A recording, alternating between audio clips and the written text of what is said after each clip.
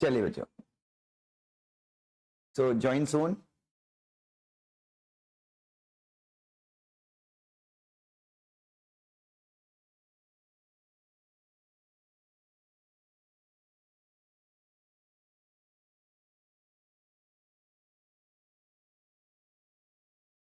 चलिए बच्चों, so please जल्दी से आ जाइएगा सब लोग।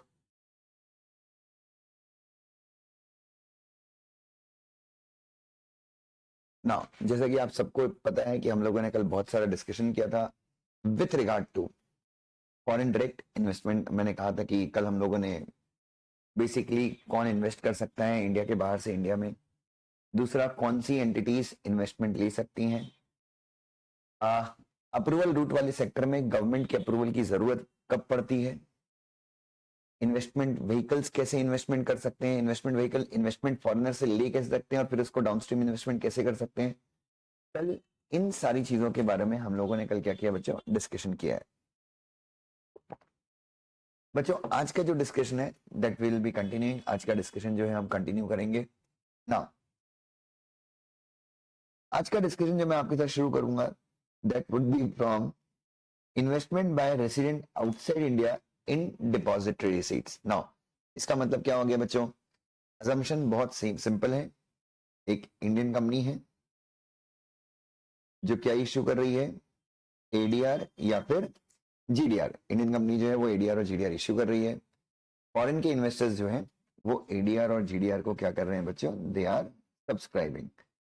अगर मान लीजिए रिलायंस हो गई, टाटा हो गई, कोई भी कंपनी एडीआर जीडीआर इश्यू करती है और फॉरेन के इन्वेस्टर्स उन एडीआर जीडीआर को सब्सक्राइब करते हैं, तो हम यही मानते हैं कि इंडियन कंपनी में क्या हुआ है, फॉरेन डायरेक्ट इन्वेस्टमेंट हुआ है। लेट्स सी इससे रिलेटेड टर्म्स एंड कंडीशन देखते हैं कि भाई एफडीआई पॉलिसी में इसके बारे में क्या बताया गया है।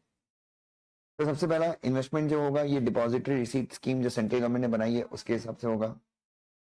जो बंदा एडीआर जीडीआर खरीदेगा उसके पास चॉइस है, वो उसको फॉरेन के मार्केट में बेच भी सकता है या फिर इंडियन कंपनी को बोल सकता है कि रिडीम कर लो। उसके बाद जो कस्टोडियन है इंडिया में, आपको पता है एडीआर जीडीआर के अंदर जो अंडरलाइंग शेयर्स होते हैं वो कस्टोडियन के पास रखते हैं अपन। कस्टोडियन इंडिया में होता है। डिपॉजिटरी रिसीट डिपॉजिटरी जो होती है, जो आइडिया जीडीआर इश्यू करती है वो आउटसाइड इंडिया होती है। तो जो इंडिया में कस्टोडियन होता है वो फॉरेन के इन्वेस्टर्स के इंस्ट्रक्शन पे क्या कर सकता है बच्चों, इंडियन कंपनी के शेयर्स परचेज कर सकता है और एडीआर जीडीआर में क्या कर सकता है, उन शेयर्स को कन्वर्ट कर सकता है। अगर आपको याद है इसको हम फंजिबिलिटी भी कहते हैं। उसके बाद एडीआर जीडीआर मैक्सिमम कितने अमाउंट के इश्यू कर सकते हो या एडीआर जीडीआर आप किस लिमिट तक इश्यू कर सकते हो, टोटल कैप की लिमिट तक, ये ध्यान में रखिएगा। उसके बाद एडीआर जीडीआर जब आप इश्यू कर रहे हो, बेसिकली आप अंडरलाइंग शेयर्स इश्यू करते हैं एडीआर जीडीआर के माध्यम से। तो बच्चों जब आप एडीआर और जीडीआर इश्यू करते हैं तो एडीआर जीडीआर का जो प्राइस आप चार्ज करते हैं फॉरेन के इन्वेस्टर से, वो प्राइस उस प्राइस से कम नहीं होना चाहिए जो आपने इंडियन इन्वेस्टर से उन शेयर्स के लिए चार्ज किया है। सीधी बात है, फॉरेनर्स को आप इंडियन शेयर होल्डर्स के ऊपर प्रायोरिटी मत दीजिए।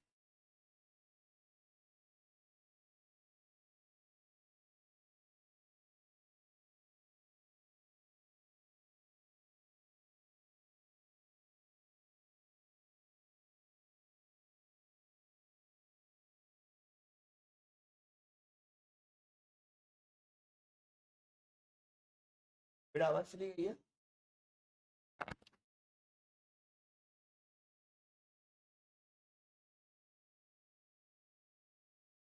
हाँ बच्चों, और जो भी इन्वेस्टमेंट एडीआर जीडीआर में होगा उसमें फेमा की जो भी रिक्वायरमेंट्स है, फेमा की जो भी टर्म्स एंड कंडीशन है बच्चों, वो भी फॉलो करनी है आपने। तो ये आपका याद रखिएगा। तो अगर एडीआर जीडीआर के ऊपर क्वेश्चन आता है तो सिंपल से ये 6 पॉइंट लिख देना और आपका डिस्कशन हो जाएगा खत्म। अगला discussion, investment by foreign venture capital investor. बच्चों ध्यान से देखिए, तो फॉरेन वेंचर कैपिटल इन्वेस्टर कौन है बच्चों, ये सेबी के साथ रजिस्टर्ड होता है। ठीक है, ये बेसिकली स्टार्टअप्स में इन्वेस्ट करता है। ये सेबी का रजिस्टर्ड होता है। ये फॉरेनर से क्या लेता है, इन्वेस्टमेंट लेता है और इंडियन एंटिटीज में डाउनस्ट्रीम इन्वेस्टमेंट मारता है। ठीक है, सबसे पहला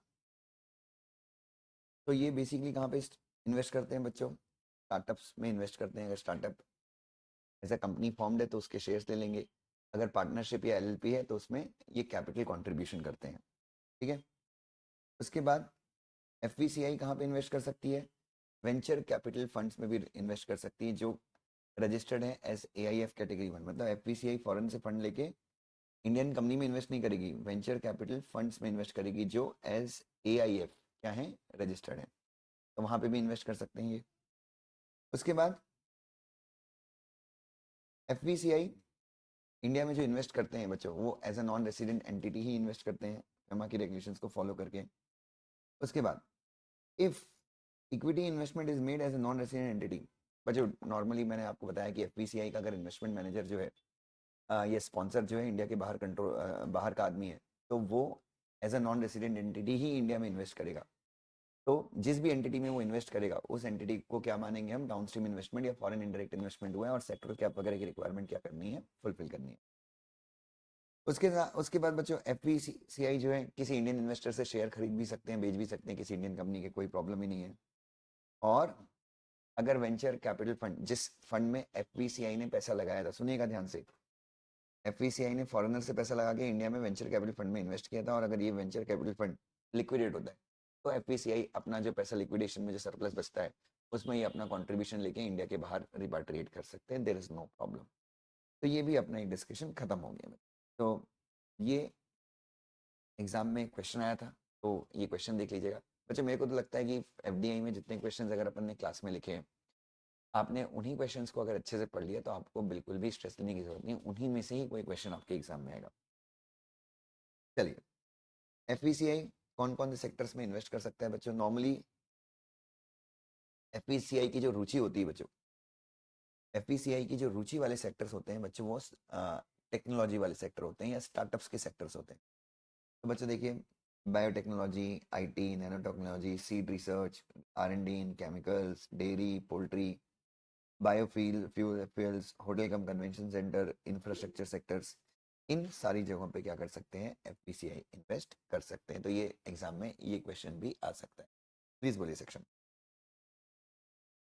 सर ये जो छोटे छोटे मतलब जो बाकी वाले से हर साल बिल्कुल करना है, कोई चॉइस नहीं। मैंने आपको ओके एक जनरल चीज बता दी है कि FVCI बेसिकली जो है वो स्टार्टअप से रिलेटेड सेक्टर्स में इन्वेस्ट करता है। तो आपको जितने भी टेक्नोलॉजी आती है, nano technology, biotechnology, information technology, ये तीन तो तुम ऐसे आंख बंद करके लिख सकते हो। फिर R&D भी कहीं ना कहीं टेक्नोलॉजी से रिलेटेड है, तो आप लिख सकते हैं बेटा, ठीक है। तो आपको याद तो जी मतलब सर। चीजें दिमाग में रखनी पड़ेगी।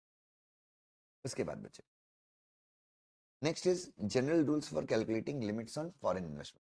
तो मैं आपको क्या पढ़ा रहा हूँ, तो जब आपको यह देखना है, ये ध्यान से देखिए बच्चों, तो ये हम कब फॉलो करेंगे, तो जब आपको ये चेक करना है कि यार एक फलानी कंपनी में फॉरेन डायरेक्ट इन्वेस्टमेंट कितना हुआ है बच्चों। तो if you have to check कि a particular company has received how much foreign investment, आप क्या कर सकते हैं बच्चों, ये रूल्स फॉलो कर सकते हैं कि फॉर एग्जांपल फला कंपनी है XYZ limited, and someone ask me कि यार तुम मुझे बताओ दुष्यंत यार उस कंपनी में कितना फॉरेन इन्वेस्टमेंट हुआ है, तो मैं क्या क्या चीजें देख काउंट करूंगा और क्या क्या चीजें इग्नोर कर दूंगा, ध्यान देखिए। तो बच्चों आपके पास डेट इंस्ट्रूमेंट थे, उनको हम फॉरेन इन्वेस्टमेंट नहीं मानेंगे, लेकिन डेट को अगर आपने किस में कन्वर्ट कर दिया, इक्विटी में कन्वर्ट कर दिया, ठीक है, मतलब वो डेट कन्वर्टेबल डेट इंस्ट्रूमेंट थे, वो इक्विटी में कन्वर्ट हो गए, तो हम उनको फॉरेन इन्वेस्टमेंट मानेंगे। Number one, foreign currency convertible bond and depository seat, लेकिन डिपॉजिटरी सीट के अंदर अंदर अंडरलाइंग शेयर्स नहीं है, ठीक है, डेट इंस्ट्रूमेंट है, तो उनको भी हम फॉरेन इन्वेस्टमेंट में काउंट नहीं करेंगे। उसके बाद बच्चों प्लीज, अगर मान लीजिए मेरी कंपनी ने फॉरेन इनडायरेक्ट इन्वेस्टमेंट रिसीव किया है, मतलब किसी दूसरी इंडियन कंपनी से इन्वेस्टमेंट रिसीव किया, बट वो एंटिटी का कंट्रोल इंडियंस के पास है, फॉरेनर्स के पास नहीं है, तो हम नहीं मानेंगे कि मेरी कंपनी में क्या हुआ है, फॉरेन इन्वेस्टमेंट हुआ है। ये आपको ध्यान में रखना। उसके बाद बच्चों, इनडायरेक्ट फॉरेन इन्वेस्टमेंट, एक कंपनी एक्स लिमिटेड है, इसको फॉरेन इन्वेस्टमेंट मिला है, इसने ये इन्वेस्टमेंट होली ओन्ड सब्सिडरी में कर दिया है, तो याद रखना होल्डिंग कंपनी, एक मिनट, एक्स लिमिटेड है, इसमें FDI हुआ है और इसने, एक्स लिमिटेड की एक होली ओन्ड सब्सिडरी है, इसमें इसने पैसा लगा दिया है, ठीक है। तो एक्स लिमिटेड में अगर मान लो 75% FDI हुआ था, तो हम ये मानते हैं कि होली ओन्ड सब्सिडरी में भी 75% क्या हुआ है, FDI हुआ है, सेम प्रोपोर्शन में हम मानते हैं कि FDI हुआ है, बट ये फॉरेन इनडायरेक्ट इन्वेस्टमेंट है। उसके बाद डाउन स्ट्रीम इन्वेस्टमेंट जो भी एक कंपनी करती है, मतलब एक्स लिमिटेड जब WS में इन्वेस्टमेंट करेगी तो उसको अपने बोर्ड ऑफ डायरेक्टर का अप्रूवल लेना पड़ेगा, शेयर होल्डर्स का अप्रूवल लेना पड़ेगा कंपनीज एक्ट के अंदर सेक्शन नंबर 186 के अंदर, ये आपको ध्यान में रखना है। उसके बाद जो भी एंटिटी, ये तो हमने ऑलरेडी कल पढ़ा था, जो भी एंटिटी इंडिया में फॉरेन इन्वेस्टमेंट करती है उसको फंड्स बाहर से लेके आना है, इंडिया में डोमेस्टिक मार्केट से बोरो नहीं करना है कि भाई तुम्हें स्टेट बैंक ऑफ इंडिया से पैसे उधार लेके इंडियन कंपनी में इन्वेस्ट कर रहे हो, इसको फॉरेन इन्वेस्टमेंट नहीं माना जाएगा, ठीक है। उसके बाद the first level Indian company making downstream investment shall be responsible for ensuring compliance with the provision of FEMA और the downstream investment made by it at second level. तो देखिए, तो एक्स लिमिटेड इन्वेस्ट करती है Y limited में, तो इसको तो कंप्लाइन इसकी रिस्पॉन्सिबिलिटी है कि वो क्या करे, सेक्टरल कैप वगैरह क्या करे, चेक कर ले, ठीक है। वाई लिमिटेड अगर जेड में इन्वेस्ट करती है तो वाई की responsibility, but again reporting requirement की जो ऑब्लिगेशन है वो वाई लिमिटेड के ऊपर होंगे जिसने इन्वेस्टमेंट रिसीव किया है, ये भी आपको ध्यान में रखना, ठीक है। बट इस two way fungibility scheme, can someone let me know. बच्चों तो ये सारे रूल्स हैं, इनमें से 5-6 रूल्स अगर आपने याद कर लिए तो बहुत सिंपल हो जाएगा। जैसे डेट वाले इंस्ट्रूमेंट को हम इन्वेस्टमेंट में काउंट नहीं करते, देन वो 3-4 पॉइंट तो आपके डाउनस्ट्रीम इन्वेस्टमेंट की है यहाँ पे, तो आप आराम से एग्जाम में आंसर लिख सकते हैं। Now what is two way fungibility scheme, who will tell me. सबसे पहले बच्चों, इंडिया में partial two way fungibility scheme allowed है, ये reserve bank of India allow करता है। क्या अलाउ करता है बच्चों, partial two way fungibility scheme. हाँ बच्चों, इस स्कीम में क्या होता है, कोई प्रॉब्लम नहीं, अगर इंडियन कंपनी ने ADR और GDR इश्यू किया इंडिया के बाहर, तो मान लीजिए 100 ADR इश्यू किए थे इंडियन कंपनी ने इंडिया के बाहर, इसमें से 20 ADR जो है फॉरेन के इन्वेस्टर्स ने रिडीम कर दी, मतलब 20 ADR जिनके पास थी उन्होंने बोला कि नहीं यार ये हमको ADR नहीं चाहिए, इसके बदले हमको डायरेक्टली इक्विटी शेयर दे दो, हम इंडिया में डीमेट अकाउंट खोल लेंगे। तो अब 100 में ADR में से 20 क्या हो गई, सरेंडर हो गई, तो 20 खाली हो गई ADR। तो इंडियन स्टॉक ब्रोकर क्या कर सकता है, इंडियन स्टॉक ब्रोकर या इंडियन कस्टोडी क्या कर सकते हैं, फॉरेन इन्वेस्टर के इंस्ट्रक्शन पे, क्या कर सकते हैं, इंडियन स्टॉक मार्केट से शेयर्स खरीद सकते हैं, और इंडियन स्टॉक मार्केट से शेयर खरीद के वो 20 न्यू ADR क्रिएट करके फॉरेनर्स को बेच सकते हैं, ठीक है। मतलब इंडियन मार्केट से आप शेयर खरीदेंगे, उनको ADR GDR में कन्वर्ट करेंगे, फॉरेन इन्वेस्टर को बेच देंगे, लेकिन किस एक्सटेंट तक, उसी एक्सटेंट तक जिस एक्सटेंट तक ADR और GDR क्या हुई है, सरेंडर हुई है। ये आपको ध्यान में, you need to take care of this fact, ठीक है। तो इसको हम बोलते हैं partial two way fungibility scheme.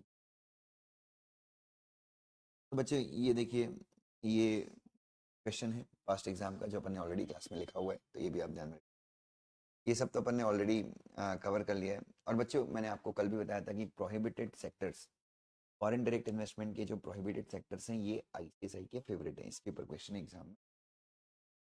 चलिए बच्चों, अब यहाँ पे अपना बोनस है, FDI इन मेजर सेक्टर्स। 90% लोगों को FDI इसलिए डिफिकल्ट लगता है क्योंकि ये सारा इतना सारा हम याद कैसे रखेंगे, सही बोल रहा हूँ मैं, यस। तो बच्चों ये एक रीजन, अगर आपको बच्चों एक काम, बस मैं आपको एक टास्क देता हूँ, चलो आप एक काम करना, ICSI की मॉडल खोलना, और ये जितनी मैंने अपने नोट्स में डाली है आप इतनी चीजें आप ICSI की मॉडल में देखना, उन्होंने कितना लिखा हुआ है बच्चों, और आप यकीन मानेंगे कि एक एक चीज मैंने यहाँ पे समराइज करके डाली है, मतलब इतनी डाली है कि आप एग्जाम में लिखेंगे तो आपको 5 में से कम 4 या 3 मार्क्स तो मिल जाएंगे, ठीक है। एग्जैक्टली तो मैंने हर एक चीज को बच्चों बहुत सिंप्लीफाई किया है, ये कंटेंट बहुत शॉर्ट किया है, तो मैं चाहता हूँ कि आप ये छोड़ के ना जाए बच्चों। और अगेन आप सबको मैं FDI के लिए अलग से सेशन इसलिए ले रहा हूँ बिकॉज मेरा यही लक्ष्य है कि एग्जाम में ये छोड़ के नहीं जाना है आप में से कोई भी, चाहे वो FDI हो चाहे वो फॉरेन ट्रेड पॉलिसी हो। इसके बाद मैं आपको फॉरेन ट्रेड पॉलिसी करवा दूंगा, आप बिल्कुल स्ट्रेस मत लीजिएगा उस चीज़ का, ठीक है। मार्क्स हमको पूरे लाने हैं, बस ये इसी उद्देश्य के साथ अपने एग्जाम में जाएंगे। चलिए बच्चों,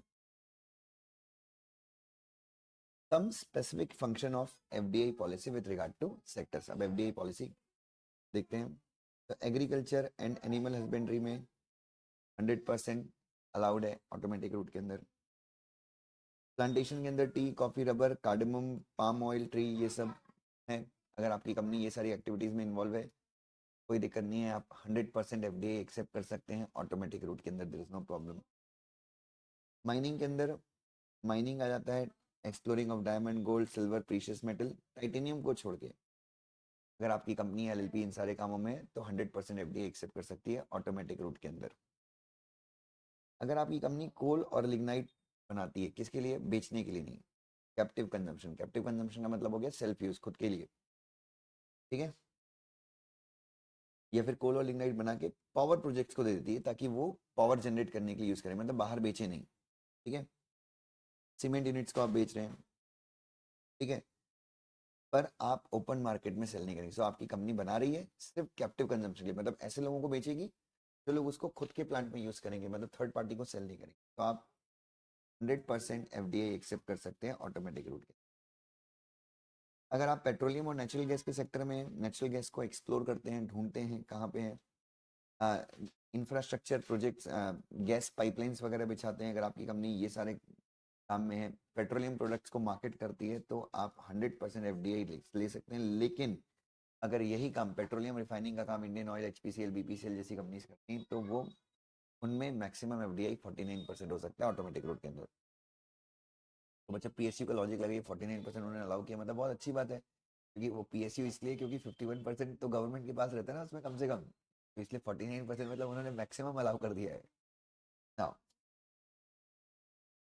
उसके बाद बच्चों मैन्युफैक्चरिंग क्या का मतलब क्या हो गया? कॉन्ट्रैक्ट मैन्युफैक्चरिंग, मतलब आप कॉन्ट्रैक्ट दूसरों से कॉन्ट्रैक्ट लेके मैन्युफैक्चर करते हो कि भाई मैं तुम्हारे इतने प्रोडक्ट प्रोडक्ट मैन्युफैक्चर कर दूंगा, ठीक है। और ये मैन्युफैक्चर करके अपने प्रोडक्ट सेल कर सकता है होलसेल, रिटेल या फिर ई कॉमर्स सेगमेंट में, और इसके लिए गवर्नमेंट का अप्रूवल नीचे। तो मतलब आप क्या कर रहे हो? मैन्युफैक्चर कर रहे हो, मैन्युफैक्चर करके आप ई कॉमर्स, होलसेल या फिर रिटेल के थ्रू बेच सकते हो, मतलब आप मैन्युफैक्चर भी हो और सेल भी करते हो आपकी कंपनी, तो आप 100% एफडीआई एक्सेप्ट कर सकते हो ऑटोमेटिक रूट के। उसके बाद in spite of FDA policy, 100% FDA under government approval route is allowed for retail trading, including e-commerce for products manufactured or produced in India। कहने का मतलब क्या है बच्चों? भले एफडीए पॉलिसी में जो भी लिखा है, government approval route is allowed for retail trading. अगर आपको सिर्फ क्या करना है, you just want to manufacture plus आप उसको रिटेल और ई कॉमर्स के थ्रू करना चाहते हो, मतलब मैन्युफैक्चर करके आप होलसेल वगैरह में कर सकते हो तो ऑटोमेटिक रूट है, बट आप सिर्फ रिटेल करना चाहते हो तो आपको क्या करना पड़ेगा बच्चों? 100% अलाउड है कंपनी में, बट आपको गवर्नमेंट का अप्रूवल लेना पड़ेगा। डिफेंस में कितना है बच्चों? इसके लिए तो आपको इंडस्ट्रियल लाइसेंस लगता है आईडीआर एक्ट के अंदर। और अगर आपकी कंपनी डिफेंस में स्मॉल आर्म्स बनाती है, जैसे अडानी डिफेंस, वो पिस्टल वगैरह बनाती है आर्म्स एक्ट के अंदर, तो 74% एफडीआई अलाउड है। सो अडानी डिफेंस में बच्चों आई थिंक 60% शेयर जो है वो इसराइल की कंपनीज होल्ड करती हैं, और अडानी डिफेंस इंडिया में वो गन्स वगैरह बनाता है और वो गवर्नमेंट को सप्लाई करते हैं।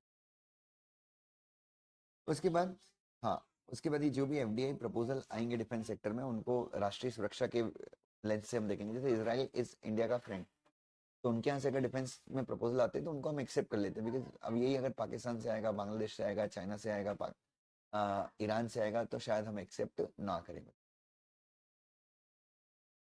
अच्छा, अगर आप ब्रॉडकास्टिंग कैरियर सर्विसेज में हैं, टेलीकॉम, डीटीएच, केबल, स्काई वाला वो डीटीएच वगैरह होता है, तो आप 100% एफडीए ले सकते हैं अंडर ऑटोमेटिक। अगर आप ब्रॉडकास्टिंग कंटेंट सर्विस में हैं, ब्रॉडकास्टिंग के इंफ्रास्ट्रक्चर में, ब्रॉडकास्टिंग के कंटेंट में, न्यूज़ चैनल वगैरह, रेडियो, तो 49% एक्सेप्ट कर सकते हैं गवर्नमेंट अप्रूवल के अंदर। न्यूज़ एंड करंट अफेयर्स में है आप, टीवी चैनल्स वगैरह में है, 49% गवर्नमेंट अप्रूवल। लेकिन इसके लिए बच्चों याद रखना, अगर ब्रॉडकास्टिंग वगैरह में आप, करंट अफेयर्स में, कंटेंट चैनल क्रिएशन में, तो जो कंडीशन है एफडीए तो आप एक्सेप्ट कर लीजिए, लेकिन आप एफडीए एक्सेप्ट करते हैं तो परफॉर्मेंस लिंक कंडीशंस भी, मतलब इसके साथ हमने कुछ कंडीशंस भी ऐड ऑन की है, जैसे कि आपका majority board of director Indian होना चाहिए, सीईओ, टेक्निकल ऑपरेशन के इंचार्ज, चीफ सिक्योरिटी, ये सब इंडियन होने चाहिए। उसके बाद बोर्ड ऑफ डायरेक्टर में अगर आप चेंज करना चाहेंगे तो इन्फॉर्मेशन ब्रॉडकास्टिंग जो मिनिस्ट्री है आपको उसका अप्रूवल लेना है। की ऑफिसर जो है इनको मिनिस्ट्री ऑफ होम अफेयर्स ने सिक्योरिटी क्लियरेंस देना चाहिए। ऑल फॉरेनर पर्सनल्स है, मैंने करेक्ट करवाया था, पर्सनल्स जो 60 डेज से ज़्यादा इंडिया में स्टे करते हैं बच्चों, ब्रॉडकास्टिंग जिस आपने कंपनी में इन्वेस्ट किया है उस कंपनी में अगर फॉरेन स्टाफ भी है और अगर वो 60 डेज से ज़्यादा के लिए इंडिया में स्टे करता है तो उनको सिक्योरिटी क्लियरेंस उनका भी लेना पड़ेगा 2 साल में एक बार। अगर हमारी गवर्नमेंट ऑफ इंडिया आपका इंफ्रास्ट्रक्चर चेक करना, आपके यहाँ पे इन्वेस्टिगेशन वगैरह करना चाहती है, आप उनको कोऑपरेट करोगे बच्चों, उनको इंफ्रास्ट्रक्चर प्रोवाइड करोगे। और identity of subscribers must be provided to the government. तो आपके यूट्यूब चैनल जिसमें आप करंट अफेयर्स की वीडियो बनाते हो, तो गवर्नमेंट आपसे जब भी मांगे कि भाई सब्सक्राइबर कौन कौन है तुम्हारे चैनल का, आपको बताना पड़ेगा। तो मेरे ख्याल से एग्जाम में इस बार ये ब्रॉडकास्टिंग सेक्टर से रिलेटेड क्वेश्चन आ सकता है बच्चों, तो थोड़ा सा इसको अच्छे से पढ़िएगा। उसके बाद बच्चों आगे आ जाइए। प्रिंट मीडिया, ये बेसिकली जो न्यूज़पेपर्स वगैरह आते हैं, 26% है गवर्नमेंट अप्रूवल के अंदर न्यूज़पेपर के अंदर। फॉरेन मैगजीन्स को आप कॉपी करके इंडिया में बेच रहे हैं, तो 26% है गवर्नमेंट अप्रूवल के अंदर। साइंटिफिक एंड टेक्निकल मैगजीन 100% है बच्चों, मतलब इंडिया में कोई कंपनी है जो साइंटिफिक साइंस वाइंस के ऊपर, रॉकेट्स वगैरह के ऊपर कुछ मैगजीन्स वगैरह है, तो उसमें 100% उस कंपनी में जो ये मैगजीन्स छपवाती है, उन कंपनीज में 100% एफडीआई हो सकता है, लेकिन गवर्नमेंट का अप्रूवल लगेगा। ऐसे न्यूज़पेपर, ऐसी कंपनीज जो इंडिया में सिर्फ क्या करती हैं, फॉरेन के न्यूज़पेपर्स का कॉपी करके प्रिंट निकाल के, इंडिया में जो होशियार लोग हैं, रईस लोग हैं, जिनको सिर्फ न्यूयॉर्क टाइम्स पढ़ना है, तो वो जेरोक्स निकाल के इंडिया में बेचती हैं, उनमें 100% एफडीआई हो सकती है गवर्नमेंट अप्रूवल रूट के अंदर। Civil aviation 100% automatic route. Airports वगैरह, जो एयरपोर्ट मेंटेनेंस वगैरह होता है जो अडानी जी करते हैं, तो अडानी जी की कंपनी में 100% एफडीआई हो सकता है, जो अडानी जी की कंपनीज मुंबई एयरपोर्ट वगैरह मेंटेन करती हैं। अगर आपको टाउनशिप बनानी है, हाउसिंग बनानी है, इंफ्रास्ट्रक्चर, होटल, हाईवेज, ब्रिजेस बनाने हैं, तो आपकी कंपनी अगर मान लीजिए कोर इंफ्रा सेक्टर में है, तो 100% एफडीआई आपकी कंपनी एक्सेप्ट कर सकती है। अच्छा, अगर आपकी कंपनी टीडीआर में है या फिर रियल एस्टेट में, तो आप सबको पता है एफडीआई आप ले ही नहीं सकते। रियल एस्टेट का मतलब मैंने बताया था, जो कंपनी सिर्फ क्या करती हैं, buying and selling of vacant land करती है, ठीक है। लेकिन एफडीआई ई कॉमर्स बच्चों एग्जाम में आ सकता है, ये भी आपको ध्यान में रखना है। आप सबको पता है बच्चों, ई कॉमर्स जो है वो दो तरीके से होती है। ई कॉमर्स का जो सिस्टम है बच्चों, वो दो तरीके से होता है। पहला होता है मार्केट प्लेस बेस्ड मॉडल, और दूसरा होता है inventory based model. Inventory based model में वो खुद की इन्वेंट्री मेंटेन करते हैं और उसको ऐप के थ्रू क्या करते हैं, सेल करते हैं।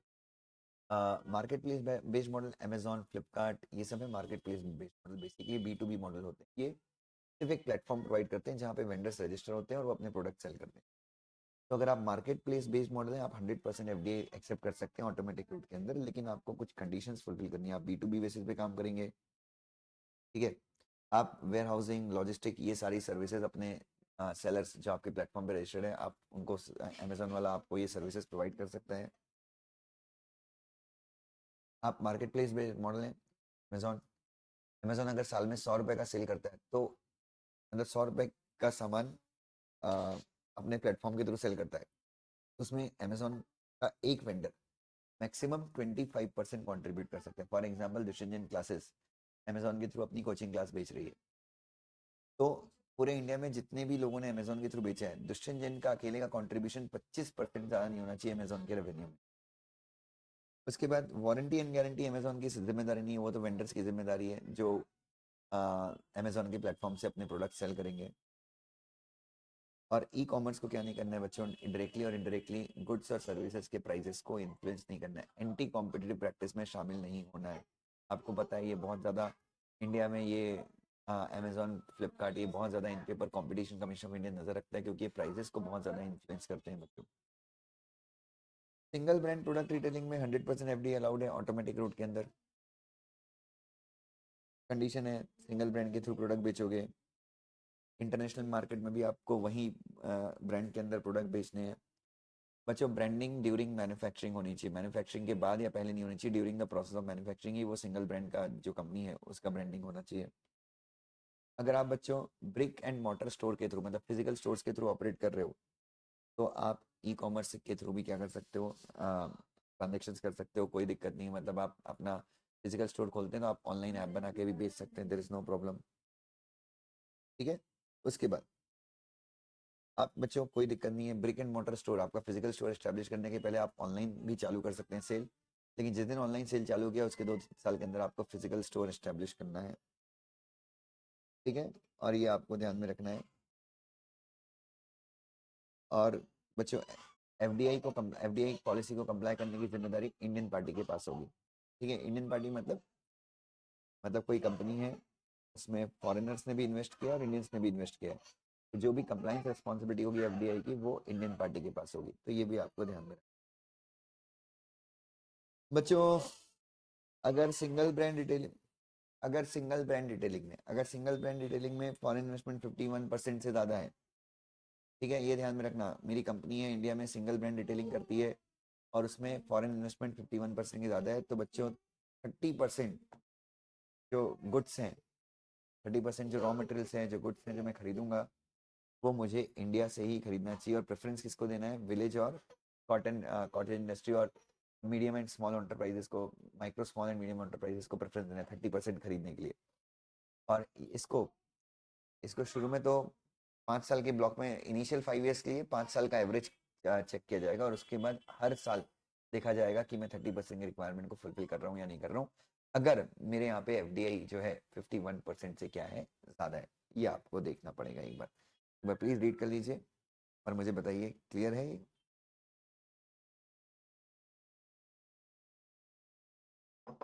नेक्स्ट जो अगला सेक्टर है दैट इज ऑन, अगला सेक्टर कौन सा है बच्चों? हाँ जी, एक बार चेक कर लीजिए बेटा, यहाँ तक किसी को कोई डाउट है तो प्लीज़ बताइए।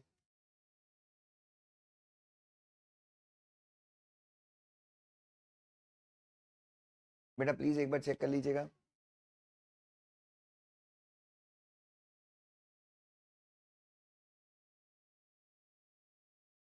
देखिए क्लियर है यहाँ तक?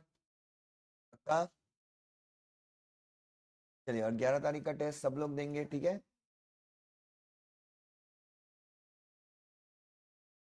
चलिए, मल्टी ब्रांड डिटेलिंग जैसे वॉलमार्ट, मतलब आप एक स्टोर खोलते हैं और एक स्टोर के अंदर बच्चों आप टॉमी हिलफिगर की भी जीन्स बेचेंगे, लिवाइस की जीन्स, जैसे D mart is a multi brand store. क्या वो एफडीए एक्सेप्ट कर सकता है बच्चों?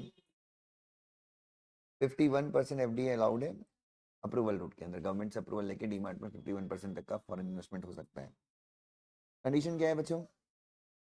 Agriculture, fruits, flowers, vegetables, fishery product, ये अनब्रांडेड बेच सकते हो आप, कोई प्रॉब्लम नहीं, खुला बेच सकते हो। कम से कम $100 मिलियन का आपको इन्वेस्टमेंट करना है। जितना आप पैसा इंडिया में लेके आ रहे हो उसका कम से कम उसका 50% शुरू के 3 साल में आपको बैक एंड इंफ्रास्ट्रक्चर क्रिएट करने में, स्टोर खोलना, लॉजिस्टिक, वेयर हाउस, इन सब जगहों पे खर्च करना है।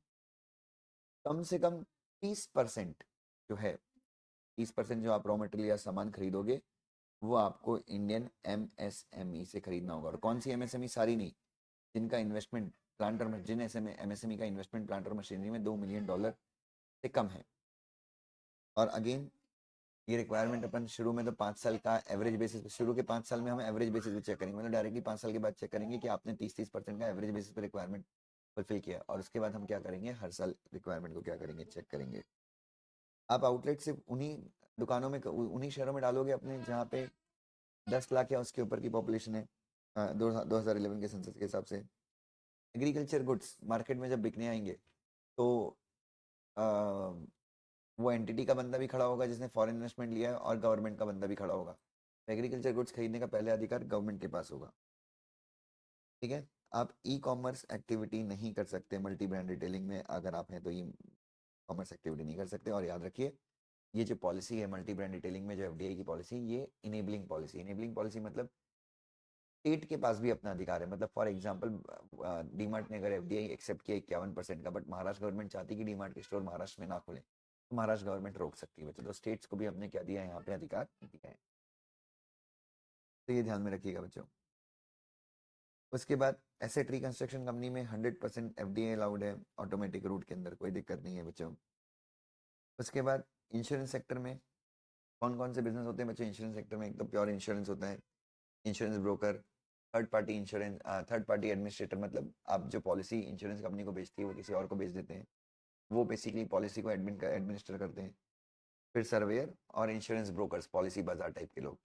तो इतनी सारी एक्टिविटीज इंश्योरेंस सेक्टर में अलाउड है। तो इंश्योरेंस कंपनी कितना ले सकती है बच्चों? 75%, 74% ले सकती है ऑटोमेटिक रूट के अंदर।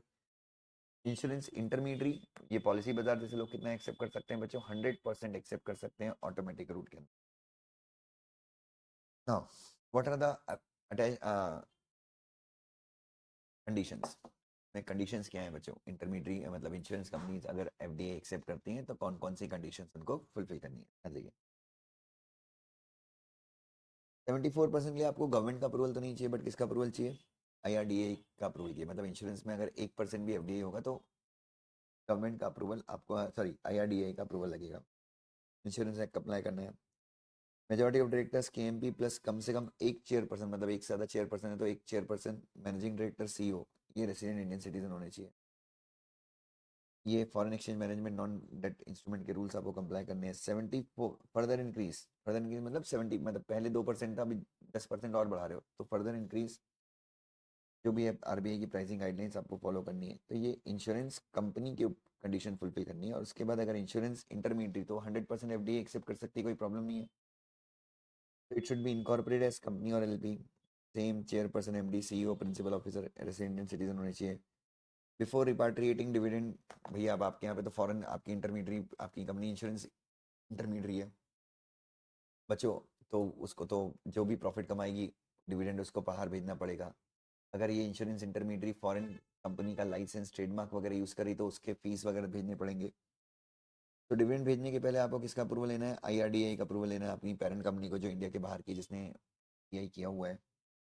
और उसके बाद फॉरेन ग्रुप या फॉरेन प्रमोटर्स को भी पेमेंट अगर आपको देना है बियॉन्ड व्हाट इज नेसेसरी, आपको IRDAI को रिपोर्ट करना है। मतलब ये ट्रेडमार्क का पैसा या फिर कमीशन वगैरह अगर आपको फॉरेन के प्रमोटर्स वगैरह को पे करना है डिविडेंड के अलावा, तो उसके लिए बच्चों आपको परमिशन नहीं लेनी है, बट आपको FDI IRDAI को क्या करना है? रिपोर्ट करना है। बोर्ड ऑफ डायरेक्टर का कॉम्पोजिशन कैसा होगा इंश्योरेंस इंटरमीडियरी का जिसने FDI एक्सेप्ट किया है? IRDAI स्पेसिफाई करेगा। अच्छा, जिन कंपनीज का कोर बिजनेस इंश्योरेंस नहीं है बट वो इंश्योरेंस की पॉलिसीज बेचती हैं, जैसे बैंक्स वगैरह, तो इनका कोर रेवेन्यू इंश्योरेंस से बच्चों 50% से कम होना चाहिए। बैंक्स वगैरह आपको कोर अपनी एक्टिविटीज़ में 50% से ज़्यादा रेवेन्यू जनरेट करना है, और इंश्योरेंस पॉलिसी बेच के बैंक्स वगैरह को 50% से कम रेवेन्यू। उसके बाद बच्चों, अगर आपकी कंपनी, आपकी इंडियन कंपनी है और वो इंडस्ट्रियल पार्क चलाती है, इंडस्ट्रियल पार्क का मतलब एक जगह है जहाँ पे आप इंफ्रास्ट्रक्चर डेवलप करते हो, लैंड को डेवलप करते हो बच्चों, जहाँ पे इंडस्ट्रियल एक्टिविटी होगी, फिर power, water, railway, road, air condition, canteen, ये सब चीज़ आप चलाते हो बच्चों। मतलब आप पूरा इंडस्ट्रियल पार्क सेटअप करके देते हो बच्चों। आप रियल एस्टेट डेवलपर हो जो उस इंडस्ट्रियल पार्क के अंदर सारी सुविधाएं करके देगा बच्चों। ट्रेवल डेस्क भी ऑपरेट करेगा, सब कुछ। तो ये कितना एक्सेप्ट कर सकता है बच्चों FDI? 100% अंडर ऑटोमेटिक रूट कर सकता है बच्चों। Satellite establishment 100% under automatic route बच्चों। लेकिन इसमें इसरो की गाइडलाइंस वगैरह आपको देखनी पड़ेगी बच्चों। आपको पता होगा इंडिया में बहुत सारे अभी सैटेलाइट वाले स्टार्टअप भी हो गए हैं, तो बच्चों यहाँ पे मोदी जी बोलते हैं आप 100% FDI एक्सेप्ट कर सकते हो सैटेलाइट वगैरह भेजने के लिए, बट आपको क्या करना पड़ेगा? एक बार इसरो की गाइडलाइंस देखनी पड़ेगी बच्चों। प्राइवेट सिक्योरिटी एजेंसी का मतलब क्या होता है बच्चों? ये सिक्योरिटी गार्ड्स वगैरह जो कंपनीज प्रोवाइड करती है ना, प्राइवेट सिक्योरिटी, ये कितना एक्सेप्ट कर सकते हैं? ऑटोमेटिक रूट के अंदर 49%, और 49 से जाना है 74 तक तो गवर्नमेंट अप्रूवल का रूट, गवर्नमेंट का अप्रूवल। कंडीशन क्या है? आर्मर्ड कार सर्विसेज बच्चों, वाहन, बख्तर बंद वाहन जिसमें मशीन्स वगैरह, गन्स वगैरह लगी होती हैं, ऐसी car. Private security agency does not include government agency और department of government and there, और ये जो है इनको रेगुलेट कौन करेगा बच्चे? Private security agency regulation act 2005 बना है। Telecom services including telecom infrastructure provider, long distance call वगैरह, वॉइस मेल, ग्लोबल, ये सब 100% FD। टेलीकॉम तो बच्चों एकदम सिंपल है। Trading, cash and carry, wholesale trading 100% automatic route के अंदर अलाउड है बच्चों। फिर ड्यूटी फ्री शॉप अगर आपको डालनी है बच्चों एयरपोर्ट्स वगैरह पे। रेलवे इंफ्रास्ट्रक्चर, मेट्रो वगैरह के जो प्रोजेक्ट्स वगैरह बनाते हो आप, 100% FDI। बैंकिंग में 49% ऑटोमेटिक रूट के अंदर, 49 से 74 जाना है अप्रूवल रूट के अंदर। लेकिन अगर आपका पब्लिक सेक्टर का बैंक है, bank of Maharashtra, bank of Baroda, तो ये 20% तक यहाँ पे फॉरेनर्स इन्वेस्ट कर सकते हैं, वो भी गवर्नमेंट का अप्रूवल लेके। क्रेडिट इन्फॉर्मेशन कंपनी है, सिबिल वगैरह जो क्रेडिट आपका जो क्रेडिट स्कोर वगैरह बनाती है, यहाँ पे कितना है? 100% FDI है ऑटोमेटिक रूट के अंदर, ठीक है। और क्रेडिट इन्फॉर्मेशन कंपनी में holding by single entity in credit information company has to be below 10% equity and acquisition by more than 1% by any entity will be reported to RBI। कोई भी single entity credit information company में 10% के नीचे रखेगी, और अगर कोई भी बंदा क्रेडिट इन्फॉर्मेशन कंपनी में 1% या उससे ज़्यादा की इक्विटी एक्वायर करता है तो RBI को इसको क्या करना पड़ेगा? बताना पड़ेगा। पेंशन सेक्टर में मेरी कंपनी है, मेरी कंपनी का नाम है Dushyant Jain pension fund limited. So मेरी कंपनी क्या करती है, रिटायरमेंट प्लान्स वगैरह चलाती है, मतलब जैसे इंश्योरेंस कंपनी होती है वैसे ही मेरी कंपनी रिटायरमेंट प्लान वगैरह चलाती है। तो क्या एफडीए रिसीव कर सकती है? Yes. Investment should be as per PFRDA act. PFRD pension fund regulatory development authority of India के साथ रजिस्टर करवाना होना चाहिए मेरी कंपनी। और कितना 49% तक मैं एफडीए एक्सेप्ट कर सकती है मेरी कंपनी पेंशन फंड में ऑटोमेटिक रूट के अंदर। ये पास्ट एग्जाम का क्वेश्चन है जो अपन ने ऑलरेडी क्लास में कर रखा है। पावर एक्सचेंज मेरी कंपनी इंडिया में इनकॉर्पोरेट हुई जिसका काम क्या है बच्चों, पावर्स को एक्सचेंज करना। अगर आपके छत्तीसगढ़ स्टेट के पास सरप्लस पावर है और महाराष्ट्र के पास कम पावर है, तो मैं एक एक्सचेंज चलाता हूँ जहाँ पे एक प्लेटफॉर्म चलाता हूँ अमेजोन जैसा, जहाँ पे लोग अपनी एक्सेस पावर को सेल कर सकते हैं और जिनको पावर जो डेफिसिट है वो वहाँ से परचेज कर सकते हैं और मैं कमीशन चार्ज करता हूँ 100। तो 49% एक्सेप्ट कर सकता हूँ ऑटोमेटिक रूट के अंदर। Then white label ATM 100% automatic route. White label ATM क्या होते हैं बच्चों, जो बेसिकली गांव में एटीएम होती हैं, एनबीएफसी कंपनीज जो है ये एटीएम क्या करती हैं, ऑपरेट करती हैं बच्चों। ठीक है। फार्मास्यूटिकल ग्रीनफील्ड, ग्रीनफील्ड मतलब टोटली नया प्लांट डाल रहे हो तुम, एकदम नया प्लांट, ये 100% ऑटोमेटिक रूट के अंदर। और ब्राउन फील्ड मतलब ऑलरेडी कोई फार्मास्यूटिकल कंपनी है उसका प्लांट वगैरह ऑलरेडी डला हुआ है, तुम एग्जिस्टिंग उसमें इन्वेस्ट कर रहे हो, तो 75% 74% गवर्नमेंट अप्रूवल रूट के अंदर। ठीक है, तो ये ध्यान, सॉरी 74% ऑटोमेटिक रूट के अंदर है और 74% के बाहर जाना है तो अप्रूवल रूट के अंदर। कंडीशन ये सारी चीज़ें हैं बच्चों। ठीक है, non compete clause will not be allowed, मतलब कोई फॉरेनर, अभी जाओ हम, चलिए बच्चों हाँ। तो जो अगला, तो अगर कोई भी फॉरेन कंपनी कोई भी इंडियन कंपनी में फॉरेनर्स इन्वेस्ट करते हैं तो इन्वेस्टमेंट की जो कंडीशंस है वो ऐसा है कि नॉन कॉम्पीट क्लॉज नहीं डाल सकते। मतलब अभी तो जैसे फॉर एग्जांपल सन फार्मा में किसी फॉरेनर कंपनी ने इन्वेस्ट कर दिया, तो ये लोग इन्वेस्ट अग्रीमेंट करते हैं कि भाई हम आपके यहाँ पे इन्वेस्ट कर रहे हैं, और कुछ क्लॉजेस डाल देते हैं कि फॉर एग्जांपल फॉरेन की कोई कंपनी है नैनो फार्मा, वो सन फार्मा में पैसे लगा रही है, तो वो कुछ कंडीशन डाल देती है कि भाई इन नैनो फार्मा के इन्वेस्टमेंट के बाद नैनो फार्मा जहाँ जहाँ पे जिन जिन वर्ल्ड के जिन जिन मार्केट में दवाइयाँ बेचती है वहाँ पे सन फार्मा अपनी दवाइयाँ नहीं बेच सकती। तो ये सब क्लॉजेज आपको लगाने नहीं है, नॉन कम्पीट क्लॉज, जिससे इंडियन कंपनी का नुकसान हो। उसके बाद एक सर्टिफिकेट देना है, जब आप गवर्नमेंट का अप्रूवल लेने जाओ तो एक सर्टिफिकेट देना है। फॉरेन इन्वेस्टर मतलब जो फॉरेन का इन्वेस्टर है वो और इंडियन कंपनी दोनों एक सर्टिफिकेट देंगे इन्वेस्टी कंपनी कि हम एफडीआई के सारे नियमों का क्या करेंगे, पालन करेंगे। ब्राउन फील्ड प्रोजेक्ट में ये कुछ एडिशनल कंडीशंस हैं, जैसे कि दवाइयों का, एसेंशियल मेडिसिन का जो है, आप इन्वेस्टमेंट होने के बाद एसेंशियल मेडिसिन का जो प्रोडक्शन है वो आप कम नहीं करेंगे, पिछले 5 साल के लेवल को आप मेंटेन करेंगे। तो ये सारी रिक्वायरमेंट आपको फुलफिल करनी है। और टेक्नोलॉजी ट्रांसफर जब भी होगी तो आपको गवर्नमेंट को बताना है। जैसे फॉरेनर्स आपकी कंपनी में जब इन्वेस्ट करते हैं तो वो नई टेक्नोलॉजी भी आपको देते हैं। तो फॉरेनर अगर मेरी कंपनी में कोई इन्वेस्ट करता है तो दवाइयाँ बनाने के लिए वो कुछ टेक्नोलॉजी वगैरह भी शेयर करता है, अगर वो ऐसी शेयर करे तो गवर्नमेंट को बताओ, गवर्नमेंट तो बहुत खुश हो जाएगी। तो बच्चों अगर अच्छा, अगर आपकी कंपनी इंडिया में क्या बनाती है, मेडिकल डिवाइसेस बनाती है बच्चों, स्कैनर्स बनाती है, हार्ट स्कैनर, ये मशीन्स वगैरह, वेंटिलेटर्स वगैरह बनाती है, तो आपकी कंपनी में जैसे एल बनाती है बच्चों ये सारे डिवाइसेस, तो 100% एफडीआई हो सकती है ऑटोमेटिक रूट के अंदर। तो ये सारे बच्चे हमने क्या कर लिए, we are done with all the sectors. चलिए एक बार मैं चाहता हूँ आप 3 मिनट का टाइम लें और ऊपर के सारे सेक्टर देखिए, किसी सेक्टर में कोई भी दिक्कत है तो प्लीज आस्क मी।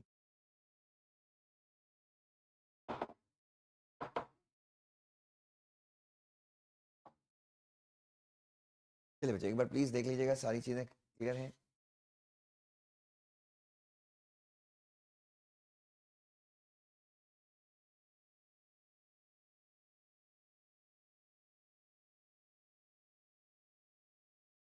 डन बच्चों, एक बार प्लीज चेक कर लीजिएगा।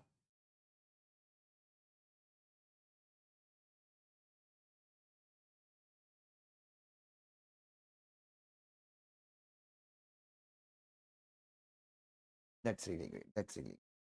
चलिए बच्चों नाउ इस चैप्टर का तो ये समझ लीजिए, इस चैप्टर के अपन ने 2 पार्ट्स कंप्लीट कर लिए। Now will be starting with the third part of this chapter. चलिए बेटा, now portfolio investment scheme. Important है।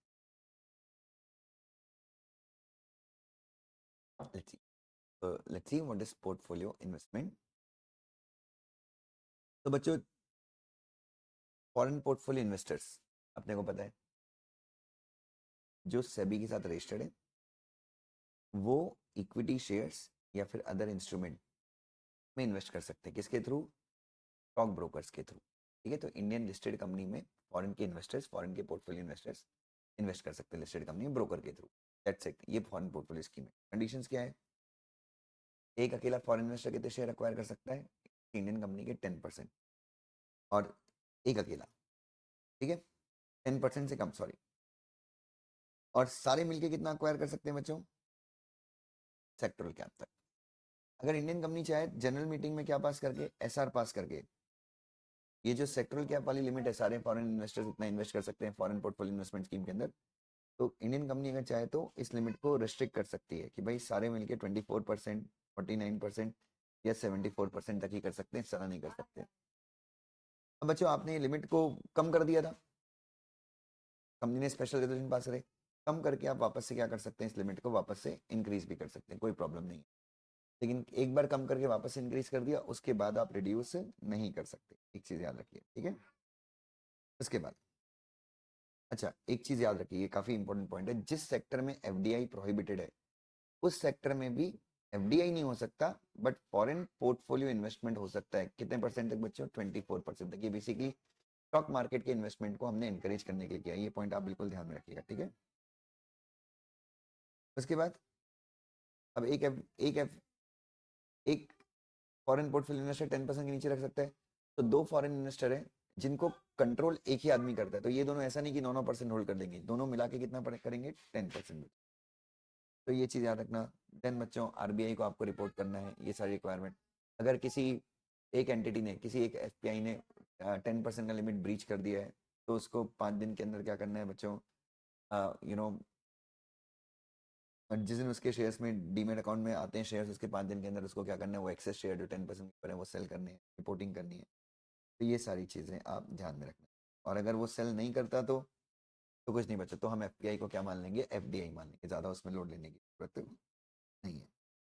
तो ये आपको ध्यान में रखना है। तो ऐसी 4 से 5 कंडीशंस आपको एग्जाम में लिख दें। 10% एक का, एक 10% से कम एक का, सबका मिला के सेक्टरल कैप। लेकिन कंपनी चाहे तो सेक्टरल कैप से लिमिट को 24, 49 या 74 तक कर सकती है। स्पेशल रेजोल्यूशन से मतलब कम कर सकती है। देन कम करने के बाद वापस से बढ़ा भी सकती है, लेकिन एक बार कम करके बढ़ाया तो वापस से आप कम नहीं कर सकते।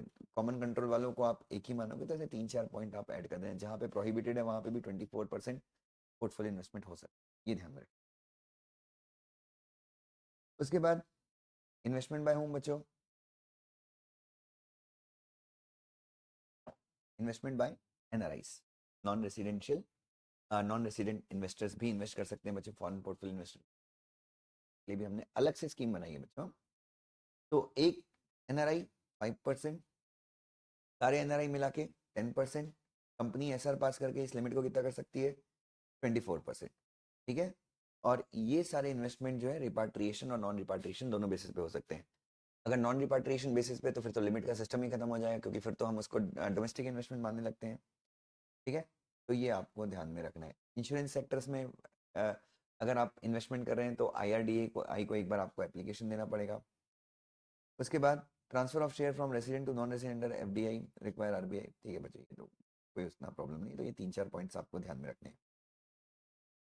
उसके बाद purchase of equity instrument of Indian company by foreign portfolio investor through public offer और, ध्यान देखिए, purchase of equity instrument of Indian company by FPI through public offer और प्राइवेट प्लेसमेंट। देखो, अब बच्चों, फॉरेन पोर्टफोलियो इन्वेस्टमेंट स्कीम के अंदर तो foreign portfolio investor stock market से, सेकेंडरी मार्केट से शेयर परचेज कर रहे थे। लेकिन अब कोई फॉरेन पोर्टफोलियो इन्वेस्टर बोलता है कि नहीं, मेरे को इंडियन कंपनी के शेयर्स चाहिए, लेकिन कैसे चाहिए? मैं पब्लिक इश्यू में सब्सक्राइब करूंगा, या फिर मैं private placement, Reliance industry private placement कर रही है और उसमें एफपीआई को शेयर्स चाहिए, तो क्या वो ले सकता है? बिल्कुल ले सकता है। कुछ कंडीशंस क्या करनी पड़ेंगी? फुलफिल करनी पड़ेंगी। Number 1, price. जो आप फॉरेन पोर्टफोलियो इन्वेस्टर से प्राइस चार्ज कर रहे हैं, वो इंडियन इन्वेस्टर के द्वारा से जो प्राइस चार्ज कर रहे हैं उससे कम नहीं होना चाहिए। तो पहली चीज ये याद रखना। और दूसरा, और जो प्राइस आप चार्ज कर रहे हैं उसको सर्टिफाई करेगा कौन? इंडिया का मर्चेंट बैंकर भी, और फॉरेन, और फॉरेन का इंडियन का मर्चेंट बैंकर, चार्टर्ड अकाउंटेंट, और बच्चे यहाँ पे फॉरेन का भी है क्या? Duly certified by merchant banker और chartered accountant, cost accountant as registered with सभी। सिर्फ तो बच्चों ये सिर्फ इंडिया सभी मर्चेंट बैंकर जो है ये सर्टिफाई कर देंगे प्राइस के बारे में। और उसके बाद एफपीआई शॉर्ट सेल भी कर सकता है इंडियन मार्केट में, ये जो है वो शॉर्ट सेल भी कर सकता है, और सिक्योरिटी लैंडिंग बोरिंग मैकेनिज्म में भी पार्टिसिपेट कर सकता है। तो इसके लिए कोई दिक्कत नहीं, सभी ने आरबीआई ने अलाउ किया। उसके बाद इक्विटी शेयर्स के अलावा और क्या क्या परचेज कर सकते हैं बच्चों ये? तो इक्विटी शेयर्स के अलावा म्यूचुअल फंड में इन्वेस्ट कर सकते हैं। कौन सा म्यूचुअल फंड? जो म्यूचुअल फंड 50% से ज़्यादा कहाँ पे इन्वेस्ट करता है? म्यूचुअल फंड जो अपने टोटल फंड्स के 50% ज़्यादा कहाँ पे इन्वेस्ट करता है? इक्विटी इंस्ट्रूमेंट में। आरईआईटी, एनवीआईटी में भी इन्वेस्ट कर सकते हैं रिपाट्रिएशन बेसिस पे, कोई प्रॉब्लम नहीं है बच्चों। तो बच्चों ये जो मोड ऑफ पेमेंट है, जो अदर इंस्ट्रूमेंट को खरीदने के लिए जो मोड ऑफ पेमेंट है, कैसे पैसे इंडिया में लाएंगे, रिपोर्टिंग रिक्वायरमेंट क्या होगी, ये सारी चीज़ आरबीआई स्पेसिफाई करेगी। उसके बाद बच्चों आपने फॉरेन पोर्टफोलियो इन्वेस्टमेंट ने इंडियन कंपनी के शेयर्स खरीदे थे स्टॉक मार्केट से या प्राइवेट प्लेसमेंट वाले, वो बेच भी सकता है, कोई दिक्कत नहीं है। अगर ऑटोमेटिक रूट वाली कंपनी के शेयर खरीदे तो डायरेक्टली बेच दो मार्केट में। अप्रूवल रूट वाली कंपनी के शेयर खरीदे तो आपको गवर्नमेंट से क्या लेना पड़ेगा? अप्रूवल लेना पड़ेगा बेचने की। बात हो गई खत्म। इन्वेस्टमेंट बाय एनआरआई, और बच्चों ये तो अपन ने ऑलरेडी कर लिया है तो आपको ये करने की ज़रूरत नहीं है, ठीक है। अच्छा, और एक और चीज़ याद रखना, इसमें एक चीज़ याद रखना, NRI apart from equity NRI भी डोमेस्टिक म्यूचुअल फंड वगैरह में इन्वेस्ट कर सकते हैं, पेंशन फंड में इन्वेस्ट कर सकते हैं, कोई प्रॉब्लम नहीं है। और एनआरआई के लिए खास बात यह है, एनआरआई और ओसीआई किसी पब्लिक कंपनी का, मतलब गवर्नमेंट कंपनी का अगर क्या आ रहा है, आईपीओ वगैरह आ रहा है, तो उसमें बिना किसी लिमिट के वो क्या कर सकते हैं, एनआरआई और ओसीआई विदाउट लिमिट परचेज और sale PS public sector enterprise being sold under disinvestment. तो जैसे एलआईसी का पब्लिक इशू आया था, एनआरआई उसमें जितना चाहे उतने रुपए का क्या कर सकती है, एप्लीकेशन डाल सकती है शेयर्स को परचेज करने की, एनआरआई वगैरह, एनआरआई और ओसीआई के ऊपर कोई लिमिट नहीं आईपीओ में लेकिन। तो ये बच्चों आपको ध्यान में रखना है बच्चों। सो आज के लिए बस इतना ही करते हैं, बाकी का डिस्कशन अपन कल करेंगे और कल इस चैप्टर को अपन खत्म कर देंगे बच्चों। आई होप कि थोड़ा बहुत आपका कॉन्फिडेंस का लेवल बढ़ गया इस चैप्टर में। Thank you sir. हाँ जी बच्चों, थोड़ा बहुत कॉन्फिडेंस बढ़ा कि नहीं इस चैप्टर में? Yes sir. अब एक, यस बेटा, और सेल्फ स्टडी, बस एक चीज याद रखना, सेल्फ स्टडी रखना, सेल्फ स्टडी में कंजूसी मत करना बच्चों, ठीक है। Yes sir. चलो बच्चों प्लीज अपना ध्यान रखना। Sir good night. Good night, good night, कल मिलते हैं, कल मिलते हैं बच्चों। God bless everyone, Bye, sir. Bye बच्चों।